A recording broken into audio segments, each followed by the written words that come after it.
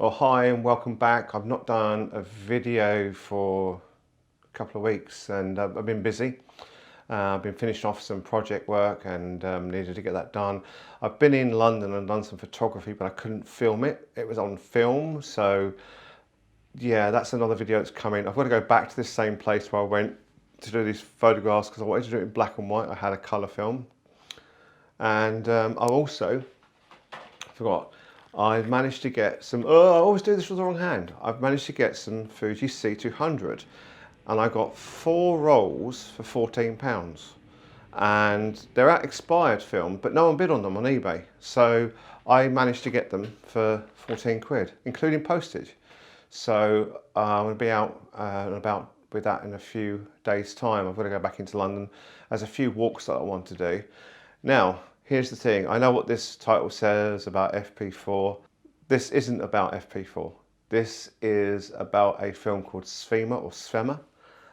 It's one that's like, it's kind of dealt, I don't know what the proper word is, but it's dealt with by the Film Photography Project. And they basically buy this in reels and then they decant it into canisters and sell it in rolls of 24. And I bought some from Analog Wonderland and I tried it out and I fell in love with it. And I think it's a wonderful film. It has amazing contrast across the whole board, from whites to greys to blacks. It's just delightful. So I'm going to show you some photographs in a couple of minutes. But it was just something I wanted to try, and the reason I say about FP4 is I can't see myself using FP4 anymore when I've got a film with that is this good. And although it's more expensive, it's something I'd rather use than use a film that I'm perhaps not going to get all the different shots I want and the different contrast and the different, different sorts of things you're looking for in a film. So it's not a go-to film. I don't have go-to films, but it's a film I really, really like to use. So anyway, here are some of the photographs now, and I'll just talk my way through what I took. Thanks. Okay, so I thought we'd take a look at a few of the photographs, and I think what I love about this is the contrast across the whole of the spectrum, the whites through to the blacks. It is a quite high contrast film. I've used no filters on any of these shots at all. The sky is dramatic by itself, and you've also got the very strong whites of the London Eye, of the stems and stuff, and the boat. I was literally out on a day filming for a client, and one of the conditions was I had to use a black and white film to use for their documentary. So I literally had this film and thought, well, let's give it a go. I've got a development time for it, and these are the shots I used after I finished the actual shoot for the client. So this is all. A lot of this is by the Thames. Some of the shots aren't that brilliant at all in the sense of me focusing. So when you go in on this one, you can see it's out of focus, but that's down to me.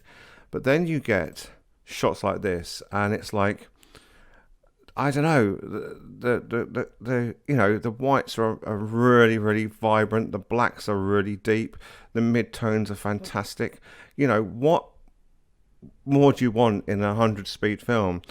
And I read somewhere said, why would you want to use FP4 when you can use a film like this? So I think the thing I really love about the Sfema is the tonal range. Across the tonal range, the whites are brilliant, the greys, the blacks, and this is why it's on my preferred film.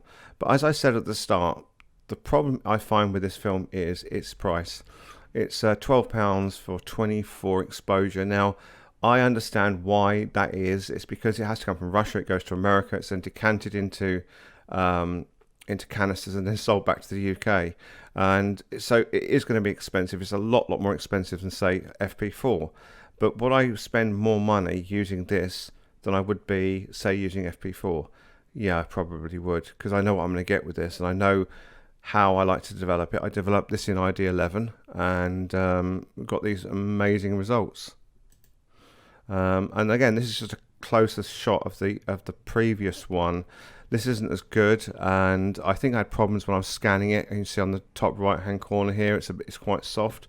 But when you see this tenth here, if I zoom in a little bit, you can just see how, I mean, that's zoomed in an immense amount.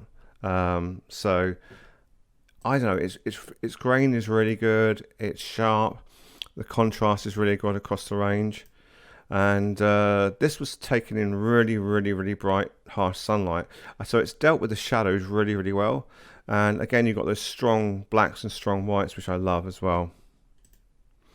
And again, this is another shot of the London Eye from across the road on Westminster Bridge. And just the range of the shades of the whites through to the black, you know, just incredible. You know, I couldn't do that on other films, but you know, like I can on this. This was the only one I had a problem with, and this is actually one of the shots for the client. This is a shot of, I say, the front of Victoria Station. The problem was the sun was behind where I was taking the photograph, and I needed this shot of Victoria Station. However, it managed to recover quite well. It's not too bad. It's not too shady, so you can actually see the Victoria Station sign. But that's the conditions that I was in. If I'd have been there at a different time of the day, it would have been a different matter. But that shows you how well it can deal with bright backlit areas. Okay, so I hope you enjoyed those shots as much as I did taking them. And don't forget to like, comment, subscribe, do all the things, you know, and share this video because I've not got a great deal of subscribers and viewers, but I would like to build it up. And I think that with the fact I've been doing film photography since I was 16, I'm now in my 50s, I think I've got something I can offer to people. And not just being a young person that does this, there are the ones that seem to get all the viewers seem to be a lot of the younger photographers, and us old grey people have got a lot of things to offer as well. All right, see you in the next film.